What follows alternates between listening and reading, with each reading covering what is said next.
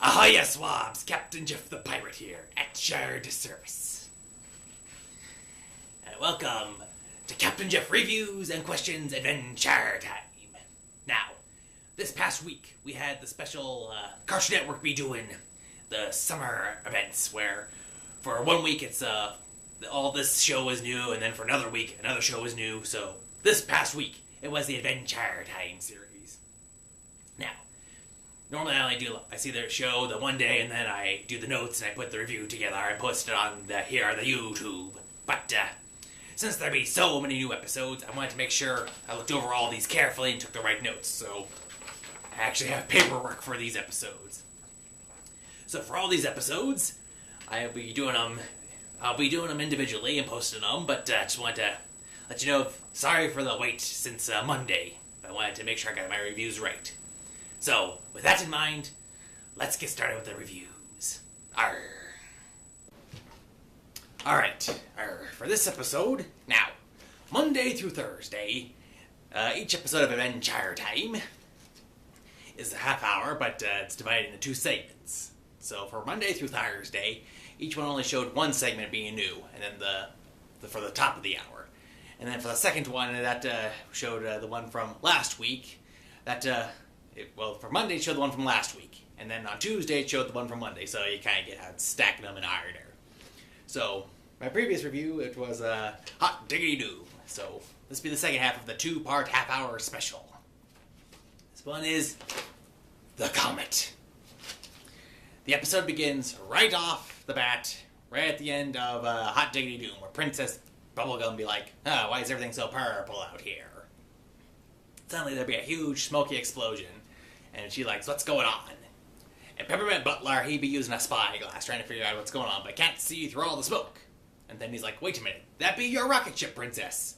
She's like, it is, but it has so many engines on it, it'll actually break the atmosphere before I can do anything to stop it. But then Jake latches onto it with Finn, and they go after whoever is in the rocket, who we know is Guntar, a.k.a. Orgalarg. While they're trying to hang on, Jake loses his grip, and as they fall, Finn reaches out, and he catches an iron beam.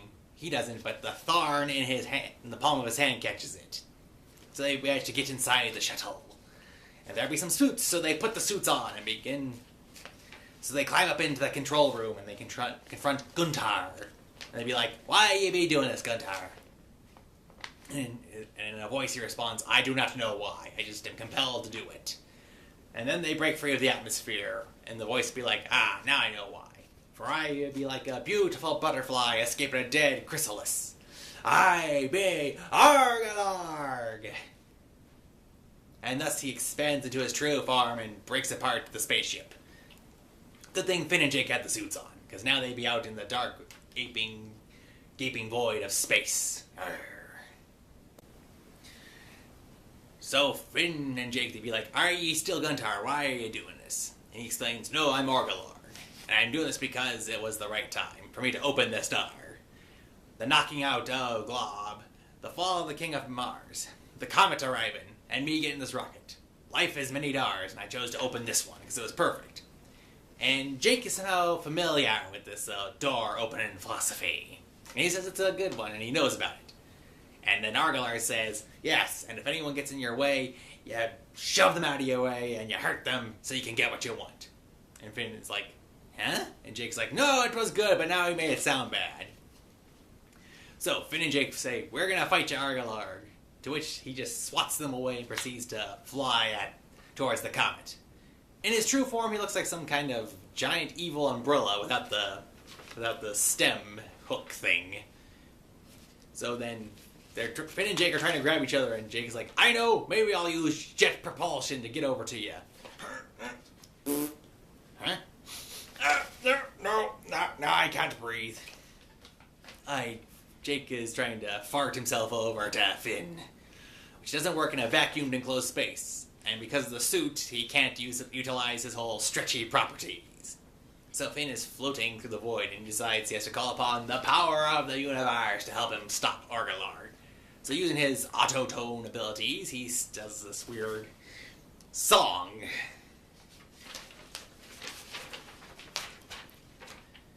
So as he sings, then you hear this voice that says, "Hey, buddy, you need a hand?" It be Martin, and he's in the space moth.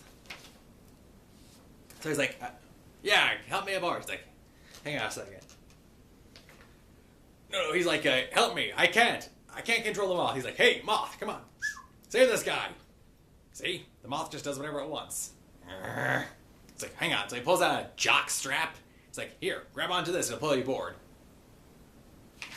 So Martin's plan is to pull him aboard using a jock strap. He's like, no, it's okay, I get it.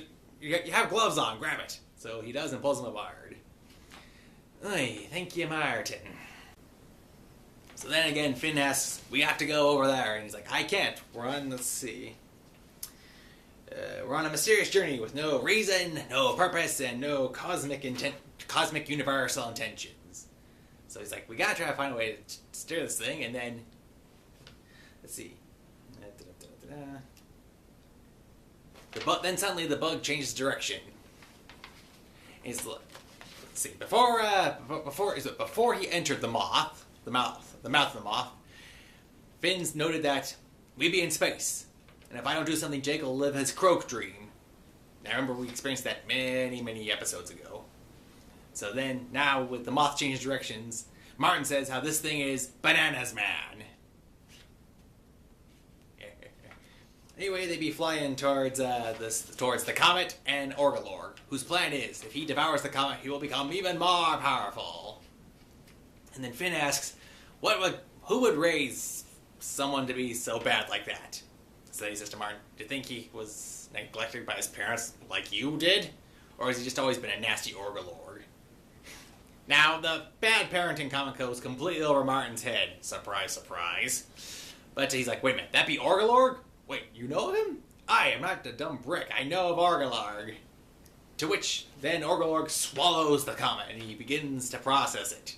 And as he closes his umbrella-like mouth, Finn jumps forward into the mouth to try to stop him.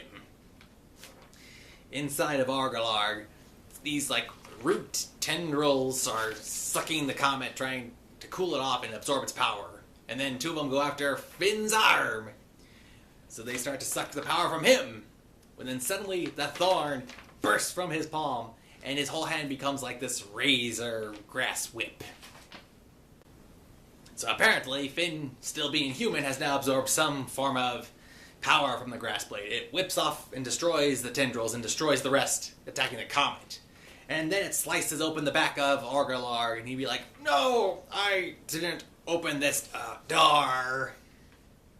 Let's see. As the hand becomes semi-normal, it's a plant, and it's keeping the suit pressurized, but it's now plant and spiky-like. The comet has cooled off into a rock, and then it cracks, and then suddenly it bursts open. It's this weird purple ooze thing with eyes and says, hello, Finn, do ye remember me? It then calls back to the episode The Vault, where Finn recalls where he at one point was the Catalyst Comet, and a butterfly. And I think he was also this thing because he was like some kind of purple ooze thing. This has a little more structure. It's not just a pile. It's like really structured. Let's see. The thing said now the purple thing is the comet. It says it's been around since the dawn of time and has been the embodiment of all that has been good and all that has been evil. So it wants to offer Finn a choice. It says, "Come with me to the beginning and the end." Let's see. Come to the beginning and the end, or stay here and struggle like an autumn leaf. Finn could be free of all things, of normal mortal life, both good and bad. And it lists all the things. And everything it lists, like mothers and fathers, it lists his adopted parents. It lists the bad things, like shows the Ice King, or the fake King of Ooh, or loyalty, like the princess. So it's a big list. Some bad, some good. And Finn notes, it doesn't all sound bad. But the comment says, it does not. I'm just giving you a choice for a new existence. So what will be the choice? So Finn, he makes a wise decision and says he's put in a lot of time and effort into the world of Woo, and he wants to stick around and see what it's like. Martin, on the other hand, says, hey, that sounds like a sweet deal. I want to join you, Comet. And of course, Finn is miffed because Geez, Martin, you're abandoning and bailing out on your son yet again.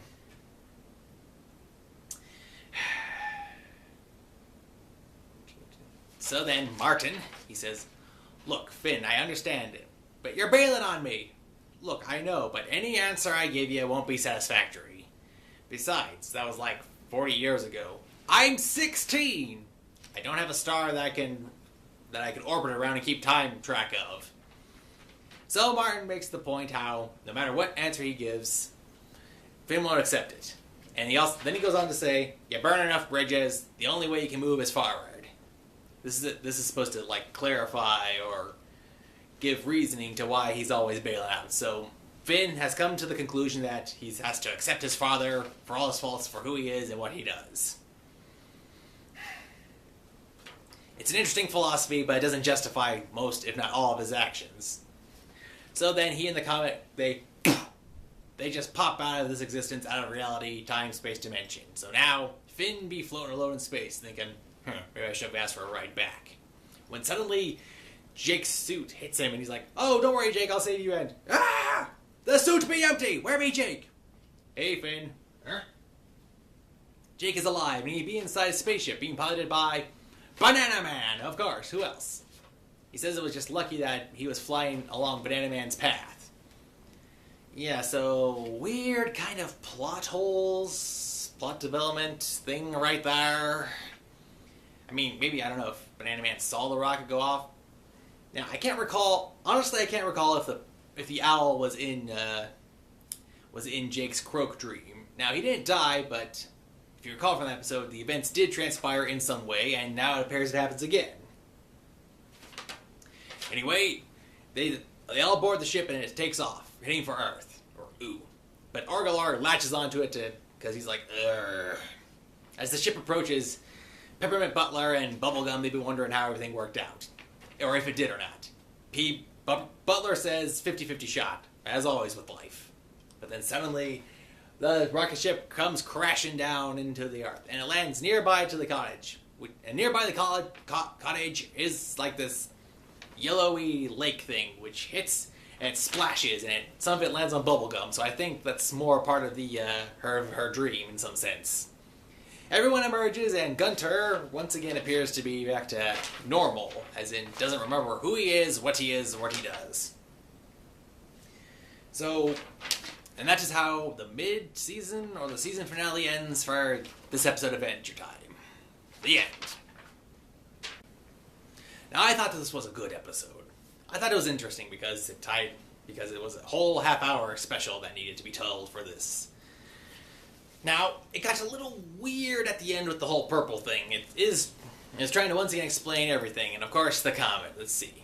We had the Comet that had the Lich. We had Finn the Comet. Who knows when he was in there. We had the False Comet, and then we had the current Catalyst Comet. So we had far mentions of the Comet throughout this entire series leading up to this point. Let's see. As for, I think Martin is now, I don't know, either Martin's in a good place now, free of all wants and desires, of all good and bad thing. He's just being able to roam along and do whatever he wants. Only now, more so without any, who knows what the consequences are. I just wonder how long it is until he messes that up. Arrgh. But it was good. And now, what do we do about Gunter? I mean, will he stay this way? Will another hit to the head bring back his dark side of Argalarg? All we know is that Hudson Abadir is once again validated by this whole, of all the things I've met, you are the most evil creature. This made so much sense. And then there was the hoots. Everything ties together. So let's see. Finn and Jake are alive, and that's a good thing. But once again, there's the whole plot hole with the Banana Man and his spaceship right there. I mean, I don't know, with all these other stories about other characters and what's been going on, sans Finn and Jake, you figure we'd see some shot that would indicate that. There was some subtle hints in this episode about the Banana Man coming, but I would have liked to see, a more direct correlation. Not as heavy-handed as it was with the turtle and the on the lamb, but it's a hard thing. I get what I want and I don't get what I want. It balances out weirdly. But overall, I'd say this episode deserves a thumb and a half up. It was good, a little confusing, and some weird story issues, but I liked it. Good way, going out on a positive high note. Very good adventure time. Well, that's all the time we have for this episode. Thank you for watching these along with all of the other videos. Sorry about the weird wait and time spacing out, but hey, that's how it works. So enjoy, keep watching Cartoon Network and how they're doing all these new episodes back to back to back to back. And until next time, this be Captain Jeff, reviewing and questioning Adventure Time. Saying thank you for watching, and as always, arr!